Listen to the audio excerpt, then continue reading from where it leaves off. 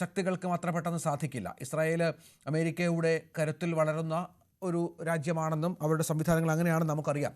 Hamas ആകട്ടെ ഏതാണ്ട് 20%, 25% മാത്രമാണ് അവശേഷിക്കുന്നത്. അവർക്കും ചില പരിമിതികളുണ്ട്. ഈ അടിച്ചേൽപ്പിക്കപ്പെട്ട സമാധാനം എന്നുള്ളത് വളരെ കൃത്യമായ വാക്ക് തന്നെയാണ്.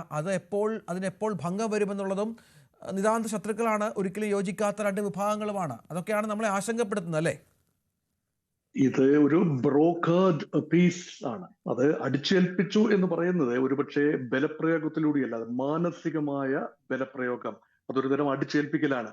ഹമാസിന്റെ മേൽ സഖ്യ രാജ്യങ്ങൾ, അതായത് പ്രത്യേകിച്ച് അറബി രാജ്യങ്ങൾ നടത്തിയ വലിയ രീതിയിലുള്ള സ്വാധീനമുണ്ട്. ഖത്തറും ഈജിപ്തും ഒരു പരിധിവരെ തുർക്കിയും ഉൾപ്പെടെയുള്ള രാജ്യങ്ങൾ ഹമാസിന്റെ നേതൃത്വവുമായി കാര്യമായി സംസാരിച്ചിട്ടുണ്ട്. നിങ്ങൾക്ക് ഇങ്ങനെ മുന്നോട്ട് പോകാൻ ആവില്ല, ബന്ദികളെ വിട്ടുകൊടുത്തേ പറ്റൂ, അല്ല എങ്കിൽ നിലനിൽക്കാനാവില്ല.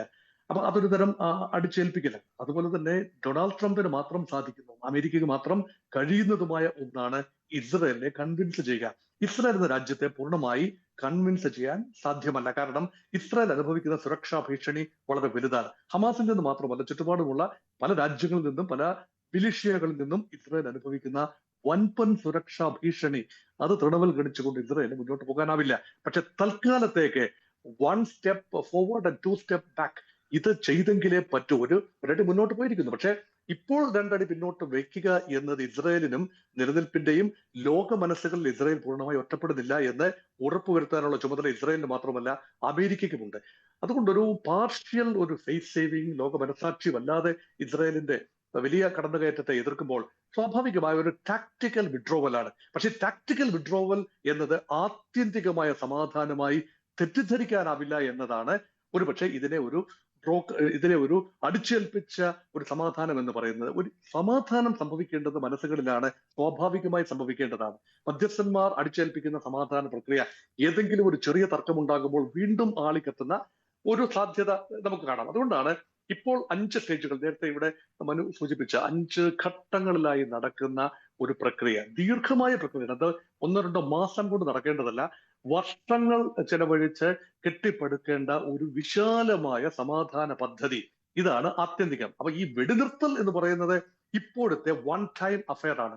ഇത് ശാശ്വതം ആകണമെങ്കിൽ ഈ 5 ഘട്ടങ്ങളും, നേരത്തെ സൂചിപ്പിച്ച 5 ഘട്ടങ്ങളും കടന്നു പോകണം. അതിലെ 6ാമത്തെ ഘട്ടമാണ് ആത്യന്തികം. 2 ജനതകൾക്ക്, ജൂത ജനതയ്ക്കും അറബി ജനതയ്ക്കും ആ പ്രദേശത്തെ സഹവസിക്കാൻ കഴിയണം. അതുകൊണ്ടാണ് 2 രാജ്യ ഫോർമുല എന്ന് പറയുന്നത്. ആത്യന്തികമായി ഇവിടെ ഹമാസോ അല്ലെങ്കിൽ മറ്റ് സായുധ സംഘങ്ങളോ പുഷ് ചെയ്യുന്നത് 2 രാജ്യ ഫോർമുലയാണ്.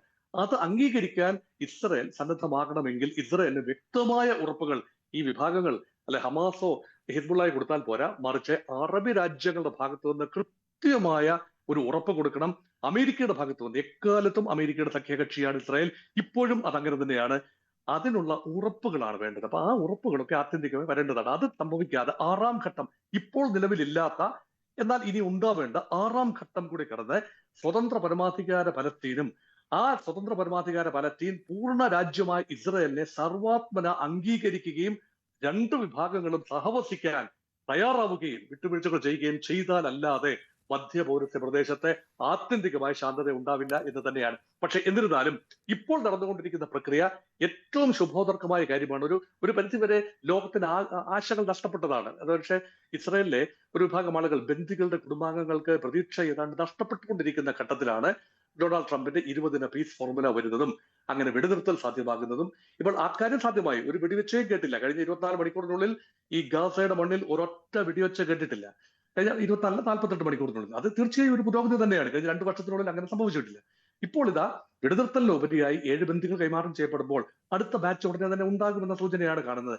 പക്ഷെ അവിടെ തർക്കങ്ങൾ ഉണ്ടാകാൻ സാധ്യതയുള്ളത് ഈ ബന്ദികളുടെ കൈമാറ്റത്തോടൊപ്പം സമാന്തരമായി നടക്കേണ്ട തടവുകാരുടെ കൈമാറ്റമാണ്. ആ തടവുകാരുടെ കൈമാറ്റം അത് ഏതെല്ലാം പോയിന്റിൽ വെച്ചാണ് നടക്കേണ്ടത് എണ്ണത്തെക്കുറിച്ച് വലിയ തർക്കം ഇപ്പോഴും നിലവിലുണ്ട് എന്ന് തന്നെയാണ് ഞാൻ മനസ്സിലാക്കുന്നത്. 2000-ഓളം പേരാണ്, 250 പൂർണ്ണ തടവുകാരും, അതായത് ജീവപര്യന്ത തടവുകാരും, അത് ദീർഘകാലമായിട്ടുള്ള തടവുകാരാണ്.